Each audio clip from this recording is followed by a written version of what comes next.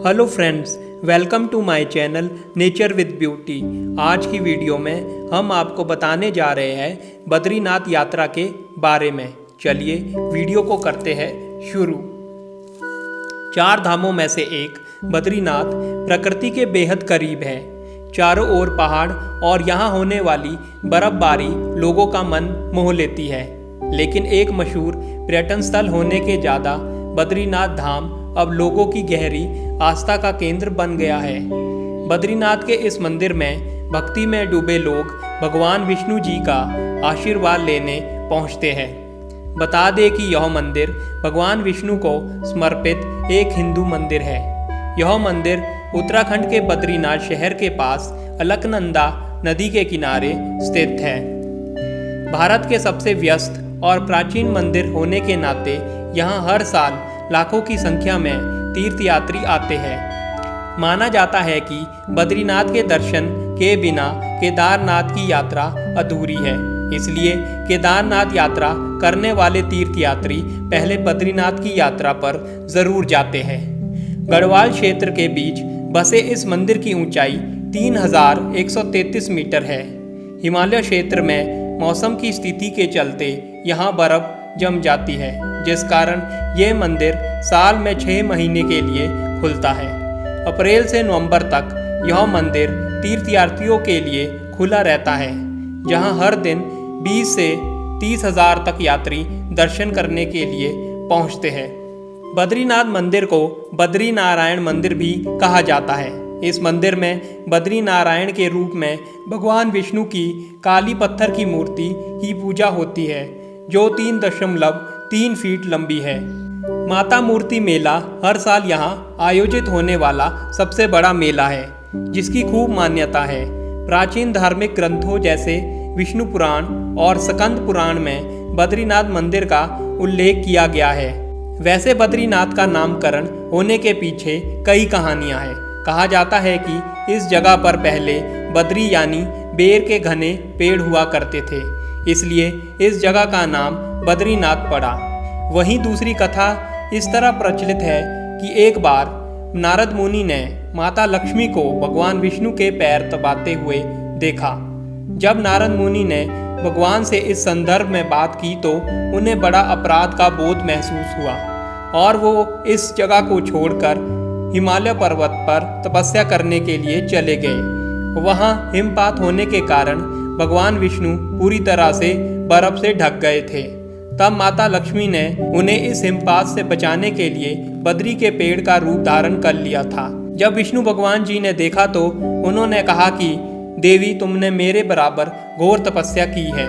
बद्री के वृक्ष के रूप में तुमने मेरी रक्षा की है, इसलिए आज से मुझे बद्री के साथ यानी बद्रीनाथ के रूप में पहचाना जाएगा। माना जाता है कि 19वीं शताब्दी ईस्वी में आदि शंकराचार्य ने बद्रीनाथ मंदिर का निर्माण किया था। मान्यता तो यह भी है कि शंकराचार्य खुद 6 साल तक 6 महीने बद्रीनाथ और 6 महीने तक केदारनाथ में रहते थे। बताया जाता है कि ये मंदिर 8वीं सदी का बौद्ध मठ था। देवताओं ने यहाँ बद्रीनाथ की मूर्ति की स्थापना की थी। ऐसा कहा जाता है कि भगवान विष्णु जी की मूर्ति को अलकनंदा नदी में बहा दिया गया था। तब शंकराचार्य ही थे जिन्होंने इस मूर्ति की खोज कर इसे तप्त कुंड के पास स्थित एक गुफा में स्थापित कर दिया था। बद्रीनाथ मंदिर के नीचे एक तप्त कुंड है, जिसे गर्म चश्मा के नाम से जाना जाता है। नाम सुनने में बड़ा अजीब है, लेकिन आपको बता दें कि इस पानी को बरसों से औषधि का दर्जा दिया गया है। ये पानी सल्फर युक्त है। कहा जाता है कि बद्रीनाथ में दर्शन से पहले इस चश्मे में स्नान करना जरूर चाहिए। इस पानी के स्नान से जहाँ रोग दूर होते हैं, वहीं पापों से भी मुक्ति मिलती है। इस चश्मे का तापमान साल भर 55 डिग्री सेल्सियस रहता है, जबकि बाहरी तापमान 17 डिग्री सेल्सियस से नीचे रहता है।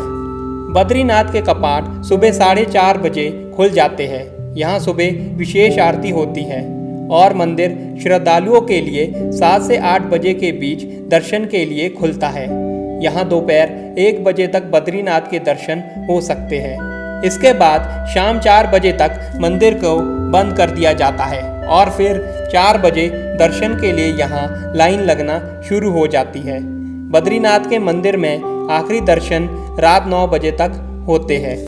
मई से जून माह के बीच बद्रीनाथ की यात्रा पर जाना अच्छा माना जाता है, या फिर सितंबर से अक्टूबर के बीच यहाँ जाना चाहिए। गर्मियों में बद्रीनाथ धाम का तापमान 18 डिग्री रहता है, वहीं साल भर यहाँ न्यूनतम तापमान 8 डिग्री सेल्सियस तक रहता है। अगर आप बद्रीनाथ की यात्रा पर गए हैं और इसके आसपास की खूबसूरत जगहें नहीं देखी तो क्या देखा। मन को मोह लेने वाली यहाँ बहुत सी खूबसूरत जगहें हैं जहाँ हर यात्री को ज़रूर जाना चाहिए। बद्रीनाथ मंदिर के पीछे एक नीलकंठ चोटी है जिसे गढ़वाल क्वीन भी कहा जाता है। यह पिरामिड के आकार की एक बर्फीली चोटी है जिसे बद्रीनाथ का बैकग्राउंड बनता है। इसके साथ आप सतोपंथ की सैर भी कर सकते हैं। ये एक सरोवर है जिसका नाम ब्रह्मा, विष्णु और महेश के नाम पर रखा गया है। हिंदू धर्म के अनुसार तीनों देवता हिंदू कैलेंडर के अनुसार हर एकादशी को इस सरोवर में स्नान करने के लिए आते हैं। वहीं तप्त कुंड, गणेश गुफा, व्यास गुफा, भीम पुल, माड़ा गांव, जोशी मठ, चरण पादुका, माता मूर्ति मंदिर, घंटाकन मंदिर, बासुकी ताल, वसुंधरा फॉल्स, लीला ढोंगी, उर्वशी मंदिर, पंचशिला और सरस्वती नदी पर जा सकते हैं। माना जाता है कि यहाँ से इलाहाबाद तक सरस्वती गुप्त बहती है। बद्रीनाथ उत्तराखंड में चमोली जनपद के पास स्थित है। बद्रीनाथ की यात्रा पर जाने से पहले आपको ऋषिकेश तक जाना पड़ेगा। यहाँ से बद्रीनाथ की दूरी 294 किलोमीटर है। ऋषिकेश के लिए सीधी बस मिलती है। ऋषिकेश से बद्रीनाथ तक पूरा रास्ता पहाड़ी से घिरा है। ऋषिकेश से अगर आप अपने वाहन से या बस से बद्रीनाथ जाते हैं तो सुबह चलकर शाम तक यहाँ पहुँच जाएंगे। बता दें कि बद्रीनाथ में कोई स्टेशन नहीं है। इसके पास हरिद्वार स्टेशन है। हरिद्वार से बद्रीनाथ की दूरी लगभग 154 किलोमीटर है। अगर आप विमान से जा रहे हैं तो जॉली ग्रांट एयरपोर्ट बद्रीनाथ से 311 किलोमीटर की दूरी पर स्थित है। यहाँ से बद्रीनाथ धाम जाने के लिए आप टैक्सी हायर कर सकते हैं, जबकि ट्रेन से सफ़र के दौरान हरिद्वार स्टेशन करीब है। बता दें कि बद्रीनाथ जाने के लिए परमिट मिलते हैं जिसे जोशीमठ के एमडी बनाते हैं। मंदिर में एंट्री के लिए आपके पास अपना पहचान पत्र ज़रूर होना चाहिए। बद्रीनाथ धाम से जुड़ी एक मान्यता है कि जो आए बद्री वो ना आए ओदरी। इसका मतलब जो व्यक्ति बद्रीनाथ के दर्शन एक बार कर लेता है उसे दोबारा माता के गर्भ में प्रवेश नहीं करना पड़ता। बद्रीनाथ धाम 2 पर्वतों के बीच बसा हुआ है। इसे नर नारायण पर्वत कहा जाता है। कहा जाता है कि यहाँ भगवान विष्णु के अंश नर और नारायण ने तपस्या की थी। नर अपने अगले जन्म में अर्जुन तो नारायण श्री कृष्ण के रूप में पैदा हुए थे। मान्यता है कि केदारनाथ और बद्रीनाथ के कपाट खुलते हैं उस समय मंदिर में जलने वाले दीपक के दर्शन का खास महत्व होता है। ऐसा माना जाता है कि 6 महीने तक बंद दरवाजे के अंदर देवता इस दीपक को जलाए रखते हैं। बद्रीनाथ के पुजारी शंकराचार्य के वंशज होते हैं। कहा जाता है कि जब तक यह लोग रावल पद पर रहते हैं इन्हें ब्रह्मचर्य का पालन करना पड़ता है। इन लोगों के लिए स्त्रियों का स्पर्श भी वर्जित माना जाता है। केदारनाथ के कपाट खुलने की तिथि केदारनाथ के रावल के निर्देशन में उखी मठ में पंडितों द्वारा तय की जाती है। इससे सामान्य सुविधाओं के अलावा परंपराओं का भी ध्यान रखा जाता है। यही कारण है कि कई बार ऐसे भी मुहूर्त आए हैं जिससे बद्रीनाथ के कपाट केदारनाथ से पहले खोले गए हैं, जबकि आमतौर पर केदारनाथ के कपाट पहले खोले जाते हैं। यात्रा के दौरान इन चीज़ों का ध्यान जरूर रखें। बद्रीनाथ यात्रा के दौरान आप ज़रूरी दवाइयाँ अपने साथ ज़रूर रखें, जैसे कि पेट दर्द, उल्टी, सर दर्द, बुखार की दवा, पेन रिलीफ स्प्रे अपने साथ ज़रूर रखें। यात्रा के दौरान गर्म और ऊनी कपड़े साथ रखें क्योंकि इस क्षेत्र का मौसम हमेशा ठंडा रहता है और ऊंचाई पर तो ठंड ज़्यादा बढ़ जाती है। इसके अलावा एक अच्छा टॉर्च भी अपने साथ ज़रूर रखें।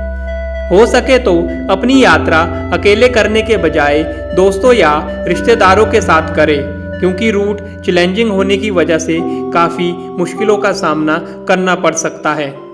तो फ्रेंड्स, ये थी बद्रीनाथ यात्रा के बारे में कुछ रोचक जानकारियाँ। इसी के साथ वीडियो को करते हैं समाप्त। तब तक take care, see you guys again.